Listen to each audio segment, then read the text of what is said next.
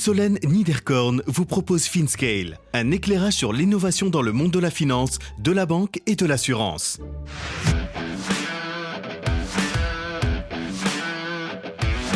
Du Buy Now Pay Later à la Shopping Company. Éric Petit-Fils, Head of Klarna France. Les jeunes générations sont des générations qui se détournent des solutions classiques de crédit, peut-être parce qu'ils ne veulent pas effectivement aller sur des engagements trop importants avec des banques, avec de l'administratif, des papiers à signer, des conditions qui ne sont pas toujours très claires aussi pour eux pour être compris. Et ils sont plus dans l'instant et dans la volonté effectivement de pouvoir effectivement gérer leurs achats comme bon leur semble au moment où ils font un achat. Voilà longtemps que nous n'étions pas allés du côté des paiements. Cette semaine, c'est un deep dive sur Klarna que nous offre Éric. Vous allez comprendre comment le business model et la proposition de valeur de Klarna ont évolué cette dernière décennie. Nous avons droit à une belle rétrospective de l'évolution du Buy Now Pay Later dans un marché de l'e-commerce en pleine expansion et notamment avec l'arrivée de gros acteurs comme PayPal et Apple avec Apple Pay Later. Nous regardons de plus près les risques de fraude auxquels Klarna fait face, la manière dont cet établissement bancaire s'est équipé pour y remédier. Nous analysons les différentes fonctionnalités de paiement de Klarna, détaillons la shopping app récemment sortie et la manière dont Klarna se positionne auprès des marchands. Il est bien entendu question des réformes du crédit à la consommation et du positionnement des banques traditionnelles et de Klarna vis-à-vis du crédit classique et du Buy Now Pay Later. Nous parlons des partenariats comme H&M, des acquisitions récentes et des personnalités médiatiques associées à cette marque suédoise qui s'inscrivent dans le pivot de la scale-up vers le B2C. Enfin, nous terminons sur les questions de rentabilité.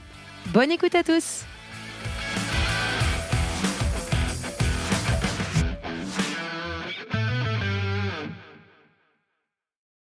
Bonjour à tous. Bonjour Éric. Bonjour Solène. Hyper contente que tu m'accueilles chez WeWork. Alors, je suis désolée pour les auditeurs, il y a un petit fond sonore. J'espère que vous arrivez à bien nous entendre. Avant qu'on parle de Klarna, est-ce que tu pourrais te présenter justement à nos auditeurs ? Oui, avec plaisir. Donc, moi, je suis Éric Petit-Fils. Je suis directeur de Klarna France. Ça fait 4 ans que je suis chez Klarna maintenant. Ça fait 1 an et demi que je m'occupe de lancer Klarna sur le marché français. Et avant ça, en fait, j'ai un passé plutôt dans le paiement. Donc, j'ai travaillé pendant une quinzaine d'années chez American Express, un peu partout dans le monde, beaucoup au UK, beaucoup en Afrique, où j'ai lancé American Express sur l'Afrique de l'Ouest et j'ai géré le marché sud-africain pour eux à l'époque. Et j'ai rejoint Klarna il y a à peu près 4 ans avec cette volonté d'aller effectivement plus dans des fintech, se rapprocher effectivement de l'e-commerce et dans un monde un petit peu en ébullition et toujours à la recherche d'innovation. Et donc, depuis maintenant 1 an et demi, je m'occupe de ce projet assez sympa qui est de lancer Klarna, qui est une belle marque internationale, encore peu connue en France, mais de lancer sur le marché français. Ce qu'on fait depuis maintenant 1 an officiellement avec des produits qui sont proposés sur le marché français depuis 1 an.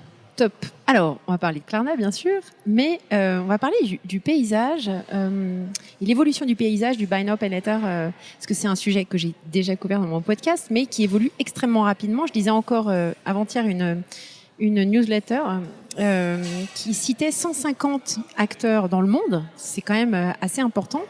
Est-ce que tu pourrais nous resituer, voilà, maintenant, aujourd'hui, été 2022, quel est ce paysage Buy Now Pay Later ? Comment ça a évolué, on va dire, ces 2 dernières années ?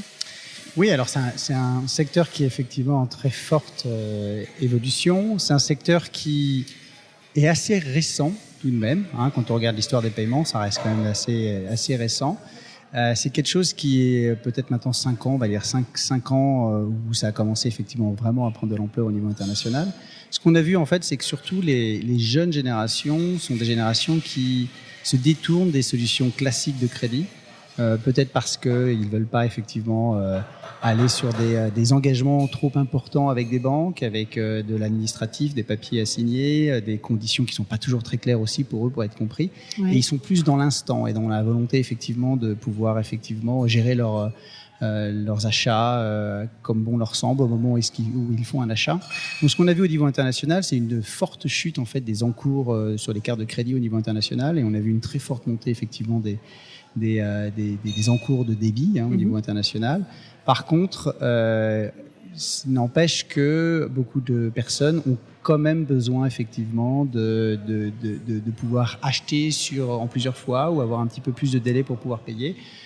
Et ce, pour différentes raisons. Ça peut être des raisons de trésorerie, bien évidemment, mais ça peut être aussi et surtout des raisons pratiques. Lorsque vous achetez en ligne, par exemple, vous n'êtes pas toujours sûr du partenaire sur lequel vous achetez. Donc, donner votre carte de crédit ou votre carte de débit directement sur un site en ligne est compliqué. Ouais. On voit aussi l'émergence du social shopping. Donc, de plus en plus de jeunes et de gens vont acheter directement sur Instagram, par exemple, ou TikTok. Vous allez pouvoir directement aller sur un site avec des jeunes entreprises, des jeunes marques que vous connaissez à peine. Il y a un côté sécurité lorsque vous devez me donner effectivement votre carte de paiement qui est toujours un enjeu et qui peut effectivement être un frein à la conversion d'une certaine manière. Il y a aussi cette idée aussi de pouvoir tester un bien avant de l'acheter. Donc ce qu'on a vu, et ça vient même avant même, on va dire, le digital. Si on regarde le marché allemand, par exemple, est un marché où les clients achetaient beaucoup sur la facture. Donc ils achètent, ils reçoivent un bien chez eux, ils reçoivent une facture et ils payent après coup. Ce qui leur permet effectivement de garder le contrôle, de tester le produit, s'assurer que ça correspond bien à leurs besoins. Et s'ils le gardent, ils le payent effectivement avec un délai qui est conditionné. S'ils ne veulent pas le garder, ils le retournent et ils n'ont pas besoin effectivement de courir après leur argent après coup. On connaît tous les problématiques qui sont de rappeler son marchand qui souvent après vous renvoie auprès de votre banque pour récupérer vos fonds. C'est toujours des choses qui sont un petit peu perturbantes. Ouais. Donc tout ça fait entre l'émergence de l'e-commerce, les problématiques que les shoppers ou les gens qui font du shopping trouvent effectivement sur l'e-commerce, sur la côté pratique, sécuritaire et autres, plus effectivement cette volonté d'être sur l'immédiateté et finalement assez peu de string attached, comme on dit en anglais, donc assez peu effectivement de conditions à signer avant de pouvoir s'engager auprès d'un acteur. Tout ça font que effectivement le secteur du buy now pay later est devenu un secteur assez couru, on va dire, depuis quelques années, avec effectivement des volumes qui sont en très forte croissance. En termes de taille, tu as une idée chiffres? J'aime bien les chiffres. Au niveau global, j'ai pas forcément de chiffres. Au niveau français, on parlait en 2020 de 6 milliards d'e-commerce qui étaient effectivement sur du buy now pay later sur le marché français. Je crois qu'on estime plutôt à 10 milliards sur 2021 et on pense à 15 milliards pour 2022. Ouais. Donc c'est quand même assez conséquent quand on sait que le marché de l'e-commerce, par exemple, en France, c'est autour de 120, 130 milliards pour 2022. Donc on est sur des chiffres qui sont assez conséquents. Et les usages ne sont pas les mêmes suivant les pays. Tu parlais de l'Allemagne, ça se développe vachement en Allemagne, en Suède, parce que Klarna, c'est un acteur suédois. Ouais. Comment est-ce qu'on explique cette différence d'usage en Europe ? Alors, ça dépend évidemment de la culture des peuples aussi, d'une certaine manière. C'est-à-dire que sur le marché allemand, c'est quand même très drivé par cette culture de la facture. Donc, avant même, lorsqu'on achetait sur des catalogues, on achetait déjà en facture. Et c'est cette idée de contrôle et de garder le contrôle qui est très important. En Allemagne, les Allemands aiment aussi payer maintenant. Ça peut être par exemple avec des transferts bancaires. Ils veulent payer, ils gardent le contrôle, mais ils payent effectivement dans un transfert bancaire directement de leur compte en banque vers un compte d'un marchand. C'est des habitudes de paiement qui sont complètement différentes de ce qu'on va trouver par exemple au UK, au Royaume-Uni ou aux États-Unis. Aux États-Unis, au Royaume-Uni, c'est des gens qui ont plutôt tendance à utiliser des cartes de crédit, historiquement parlant, et aujourd'hui, effectivement, qui se détournent des cartes de crédit, mais qui veulent quand même, effectivement, pouvoir bénéficier de solutions flexibles au moment de l'achat. Donc, il y a un côté un peu historique qui fait qu'on voit pas du tout les mêmes tendances. Klarna, on en parlera peut-être un peu tout à l'heure, mais on est pas qu'un BNPL, pas un buy now pay later en tant que tel. C'est-à-dire qu'on n'est pas simplement des solutions, on va dire, de crédit à court terme, comme ça peut effectivement être entendu. On a 40% de nos volumes globaux qui sont des transferts de paiement maintenant. Des gens qui vont payer maintenant, soit à travers la carte, soit à travers une banque transfert, soit à travers un direct debit. Et donc, c'est quand même assez conséquent. Après, effectivement, on a des volumes qui sont liés à des achats en plusieurs fois sans frais ou des achats à 30 jours ou aussi effectivement des produits avec un peu plus marginalement au niveau global pour nous, c'est des gens qui veulent acheter des produits sur 12 mois en installment, donc 12 mois ou 24 mois ou 36 mois, c'est des produits qu'on a sur certains marchés qui existent mais qui restent relativement marginales. D'accord. Merci beaucoup. Alors, il y a eu, évidemment, quand il y a des nouveaux marchés comme ça qui arrivent, il y a souvent une recrudescence des fraudes. Est-ce que tu pourrais nous en citer quelques-unes et comment vous équipez justement pour pallier à ces fraudes-là ? Alors fraude, effectivement, dans le paiement, il y a toujours eu de la fraude. C'est des choses qui sont toujours courantes. Pour nous, les problématiques de fraude, ça peut être des fraudes sur des vols d'identité, d'une certaine manière. Donc des clients, par exemple, qui vont hacker l'identité d'un de nos clients et puis acheter un produit et puis après rappeler le marchand pour changer, par exemple, l'adresse de livraison, histoire de se faire livrer des produits chez soi. Donc ça, c'est ce type de fraude qu'on peut effectivement voir. On va s'équiper, on a des outils de fraude comme n'importe quelle banque. On est une banque, on a une licence bancaire, donc on va évidemment avoir des solutions contre la fraude. On a des équipes entières qui vont effectivement monitorer cela. On a aussi des pratiques avec nos marchands qu'on met en place sur effectivement le fait de faire en sorte qu'un marchand ne puisse pas accepter le changement d'adresse de livraison une fois qu'un achat a été effectivement validé et approuvé par Klarna. Donc entre des outils, des équipes et des pratiques, on arrive à contenir la fraude à des niveaux qui sont comparables à l'écosystème de paiement dans lequel on évolue.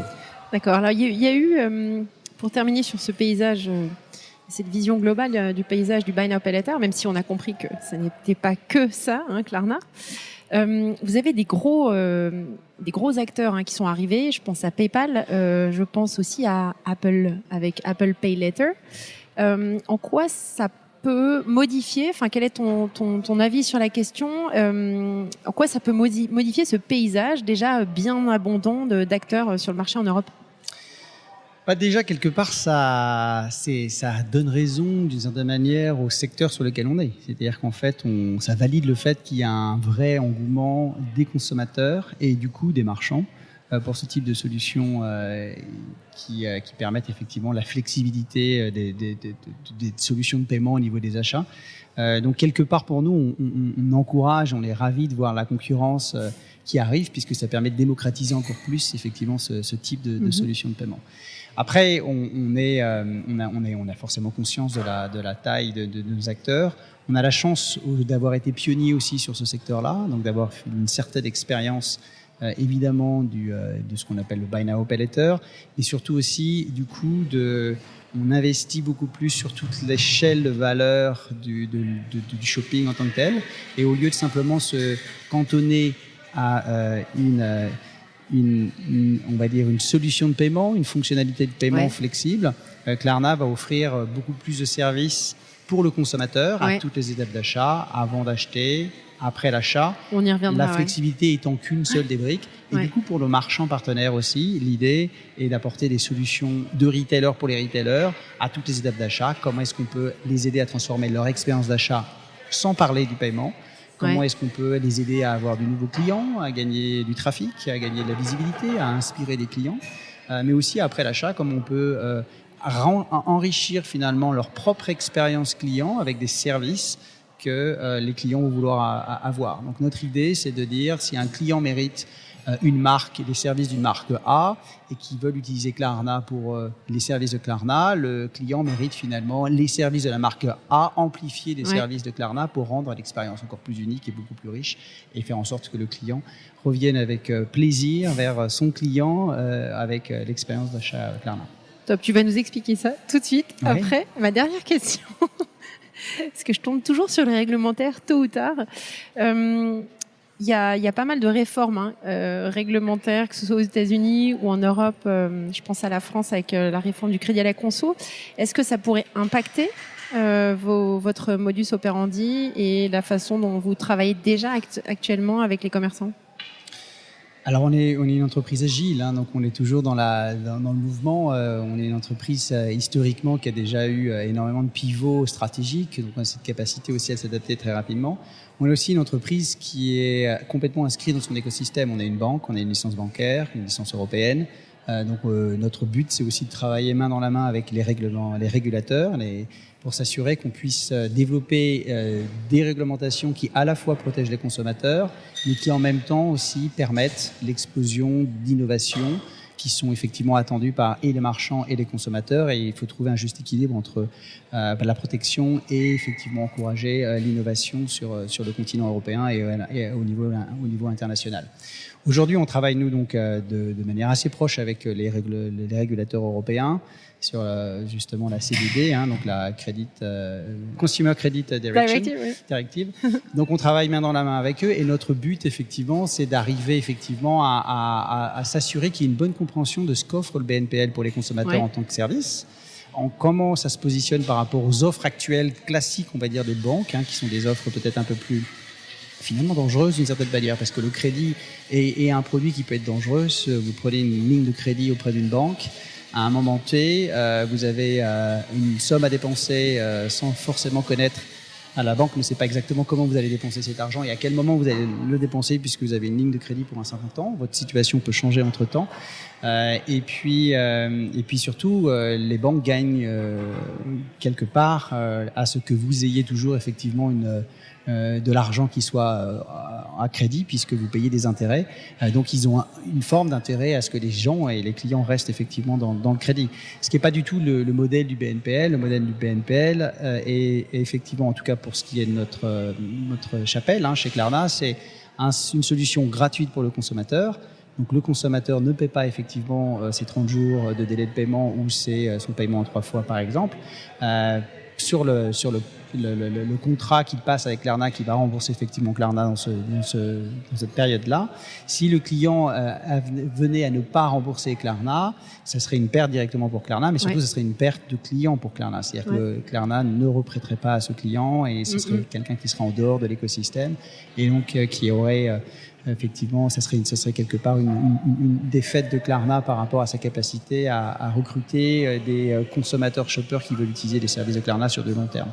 Donc nous, notre rôle, c'est de travailler avec les régulateurs pour justement faire comprendre la différence entre du crédit classique et du BNPL, et puis trouver une réglementation qui soit proportionnée au risque du produit, d'une certaine manière, de manière à ce qu'à la fois on puisse apporter les avantages du BNPL, tout en mettant effectivement des garde-fous pour éviter des dérives qui seraient effectivement pas responsables en termes d'endettement, de surendettement ou de non-accompagnement des consommateurs.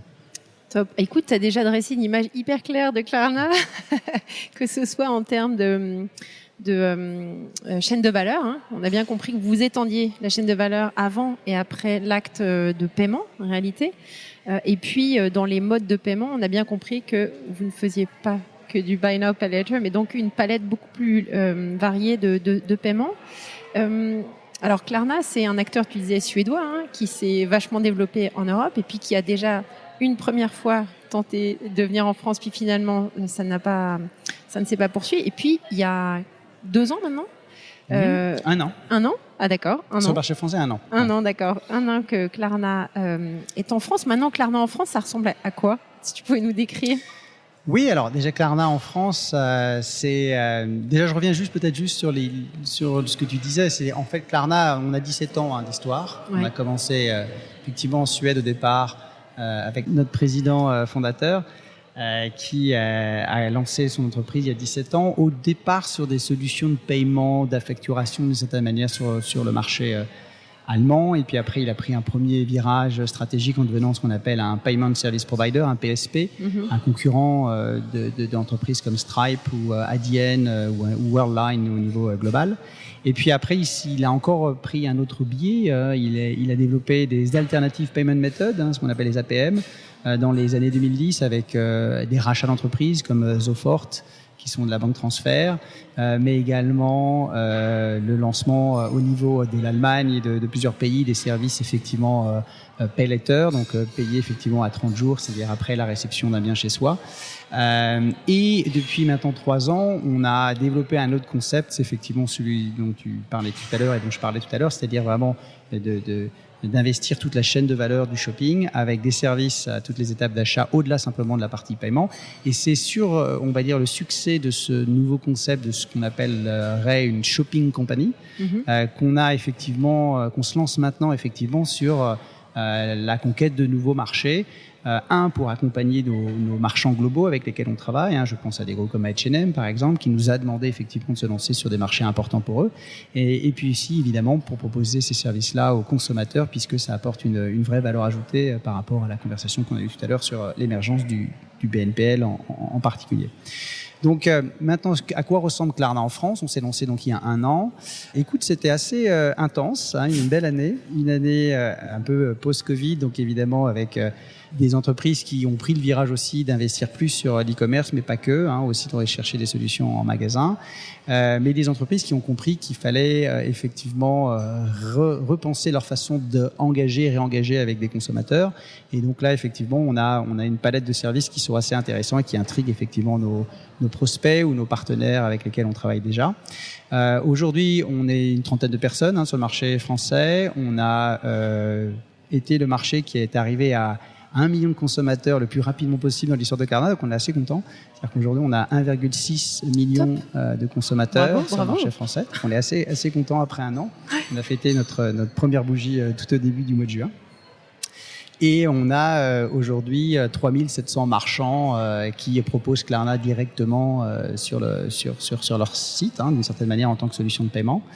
On a aussi lancé ce qu'on appelle la Shopping App, qui est en fait notre application qui permet bien évidemment de gérer ses achats une fois qu'on a fait des achats sur des sites de marchands, mais également qui permet à un consommateur de planifier ses achats, avoir accès aux bonnes affaires, être inspiré par les marques qui correspondent effectivement à son profil, partager sur les médias sociaux les produits qu'ils voudraient peut-être acheter avec leurs amis ou famille, mais également de faire des achats sur n'importe quel site sur le marché français, même si un site internet ne propose pas Klarna sur son checkout. Donc on a lancé téléchargement de l'application et l'utilisation de cette application pour browser n'importe quel site internet à partir de Klarna et de pouvoir effectivement mettre des produits sur sa liste de souhaits, être notifié quand le produit qu'on aime sur sa liste de souhaits a un mouvement de prix, par exemple, à la baisse. Donc, on vous dit la paire de chaussures que tu voulais t'offrir pour ton anniversaire et que tu avais mis sur ta liste de souhaits est en solde. C'est peut-être le moment d'aller l'acheter. Et là, le client reclique sur le lien qui le ramène sur le site sur lequel il avait vu cette paire de chaussures. Génial.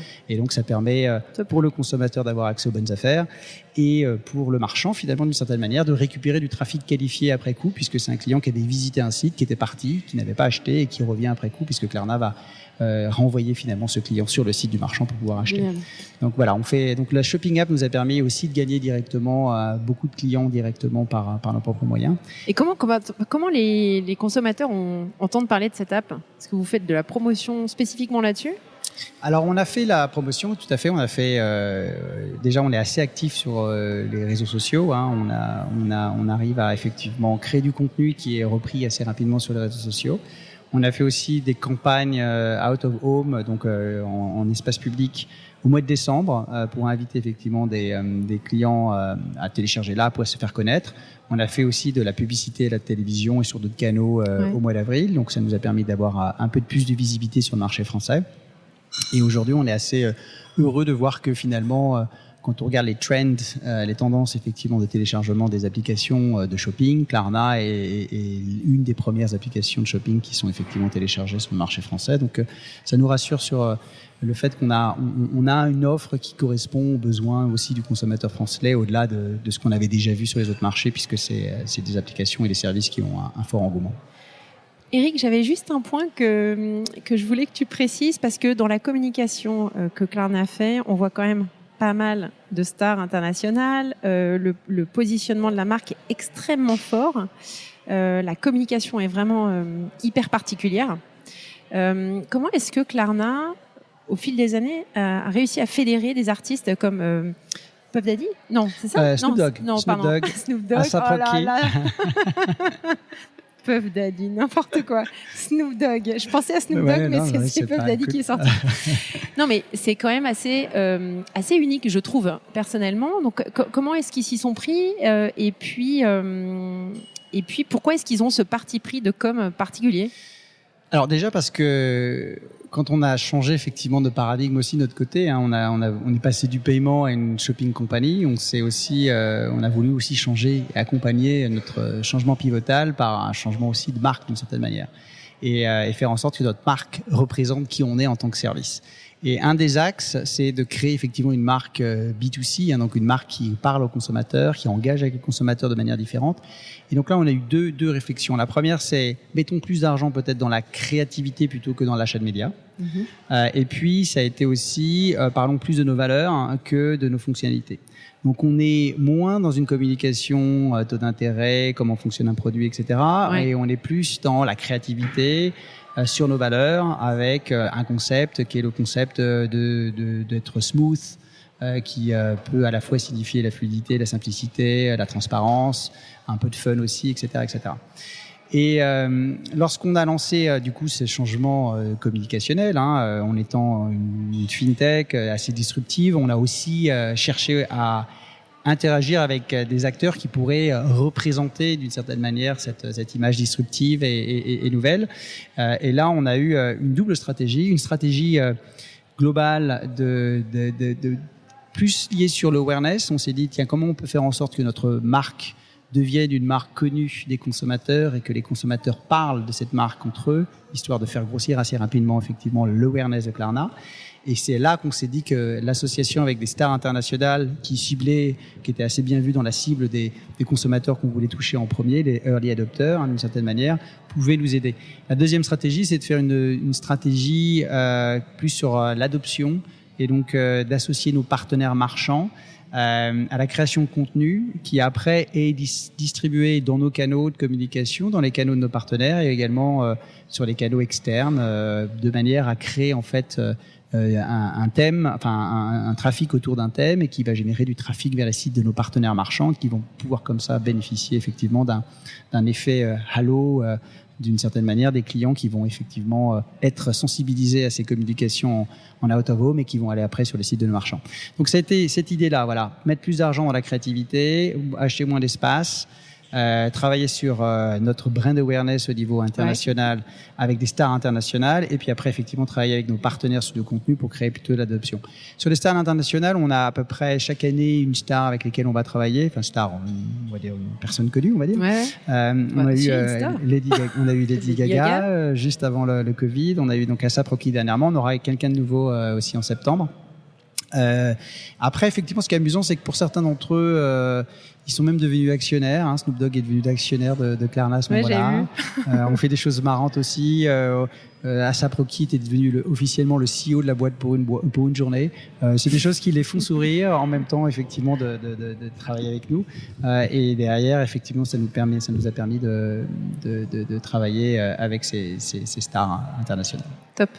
Alors, côté commerçant, en quoi, alors, en plus de ce que tu as cité, tu pourrais nous donner d'autres exemples de soutien à la croissance du commerçant, parce que tu disais que vous étiez vraiment sur toute cette chaîne de valeur. Donc, il y a cette app dont tu as parlé. Qu'est-ce qu'il y a comme autre outil que vous offrez aux commerçants ? Alors en fait, déjà ce que veulent la plupart des commerçants, c'est la différenciation par rapport à leur concurrents, c'est d'avoir effectivement de la visibilité de leur marque auprès des audiences qu'ils veulent effectivement attirer.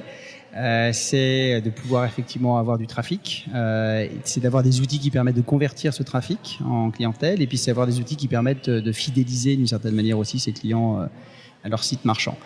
On va avoir en fait un large éventail de services. Ça va commencer d'abord par le fait que Klarna investit beaucoup dans notre propre communauté de consommateurs avec une marque B2C, une marque forte à la différence des acteurs du BNPL ou sur la partie paiement qui sont nos concurrents.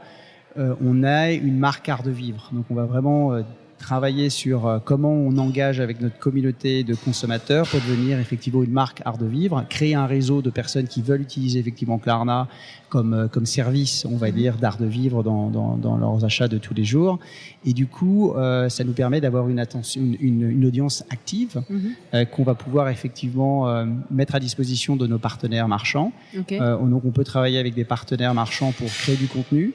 On va pouvoir les targeter effectivement des clients qui correspondent à leur audience et donc générer effectivement du trafic. Donc on a les programmes d'affiliation qui nous permettent de manière dynamique positionner des offres ou du contenu ou la marque de nos partenaires auprès effectivement des bons clients de manière à leur permettre d'avoir du trafic qualifié vers leur site de marchand.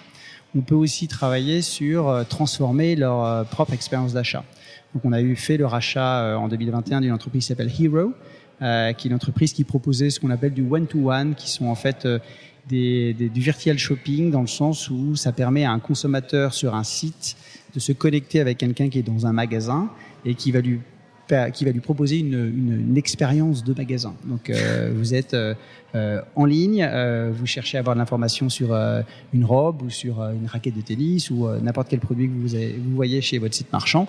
Vous pouvez, si vous le souhaitez en tant que consommateur, et encore une fois c'est vous en tant que consommateur qui décidez, solliciter effectivement que quelqu'un dans le magasin à côté se connecte avec une vidéo ou pas, avec un chat. Si c'est avec une vidéo, il va effectivement pouvoir répondre à vos questions, vous montrer le produit et en fait faire comme si vous étiez effectivement dans un magasin.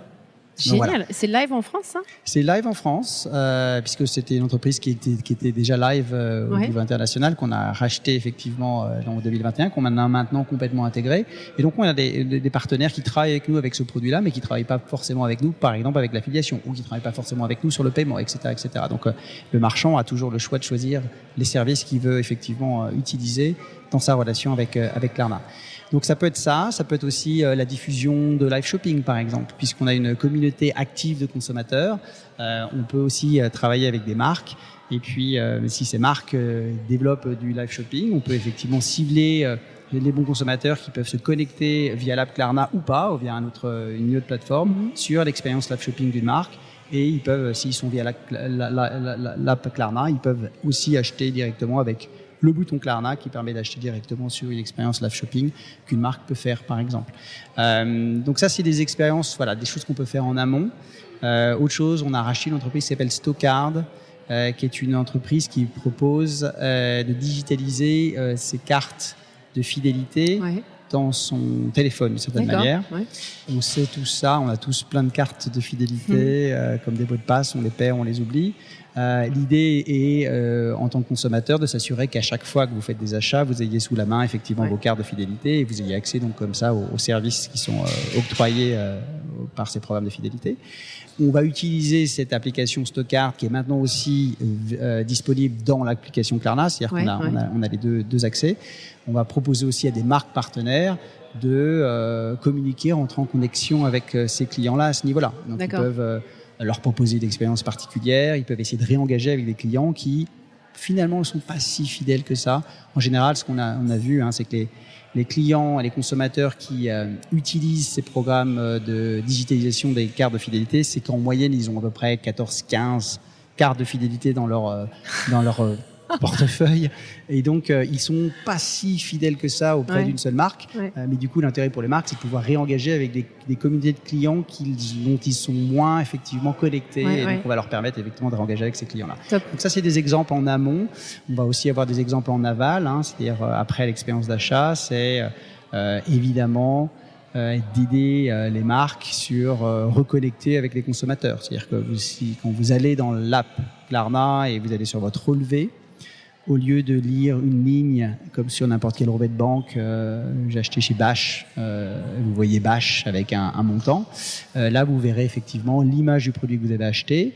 Vous pouvez aussi choisir d'aller regarder dans le magasin Bash, où vous allez voir tout l'historique des produits que vous avez achetés chez Bash avec Klarna. Et lorsque vous scrollez dans votre app, vous allez retomber sur l'Instagram de Bash et vous allez retomber sur après le site de Bash directement. Donc l'idée, c'est qu'on donne une opportunité pour les marques de se reconnecter avec leurs clients dans l'écosystème Klarna, mais avec leur propre médias, avec leur Instagram, avec leur site, pour recréer de la connexion et potentiellement effectivement une expérience nouvelle qui pourrait effectivement ressurgir. On n'est plus du tout dans le paiement là.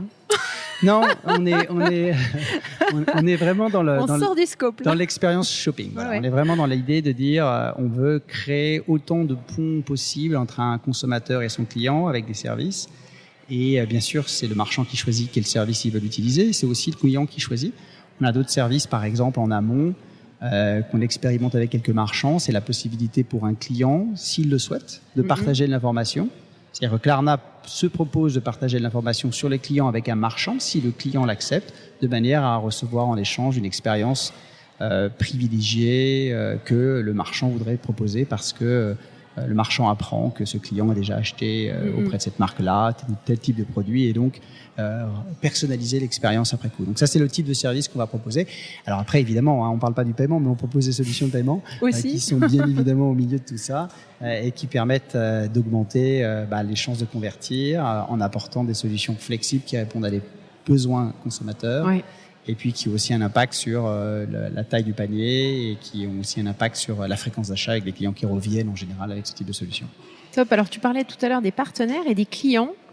C'est quoi la distinction que tu fais entre les deux ? Ah oui, pardon. Ça, c'est mon verbiage. Non, partenaire, ce qu'on entend par partenaire, c'est les marchands. Ouais.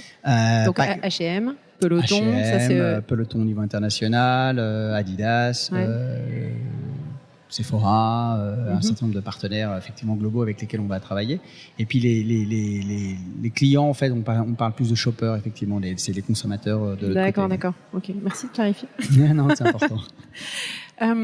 Ok, alors je sais que tu n'as pas envie que je te pose la question, j'ai quand même te la poser, parce que il y a eu des annonces récemment sur les levées peut-être futures de Klarna sur des valos beaucoup plus faibles que dans le passé, ce qui n'est pas étonnant vu tout ce qui se passe en ce moment. Est-ce que tu pourrais nous faire un petit rewind, on va dire, sur ces derniers mois et puis ce qui est attendu pour Klarna dans les prochains mois? Alors, je peux pas commenter directement la valorisation parce que déjà, je suis pas moi-même directement sur la négociation effectivement de ces tours de financement. Par contre, c'est évident que ce qu'on voit au niveau international, c'est un changement un peu de paradigme avec la remontée des taux d'intérêt qui est attendue, qui a déjà remonté la semaine dernière aux États-Unis de manière assez importante, en Europe également. Donc, quelque part, ça change aussi d'une certaine manière l'approche des investisseurs au niveau international.